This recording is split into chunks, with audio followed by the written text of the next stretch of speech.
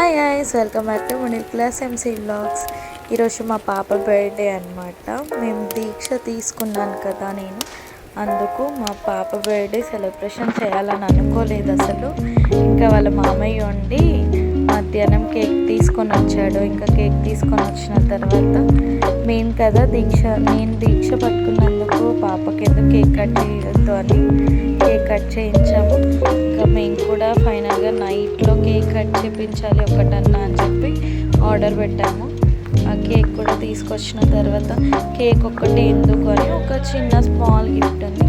ఆ గిఫ్ట్ ఏందో ఫైనల్గా లాస్ట్లో చూసేయండి. ఓకేనా గైస్?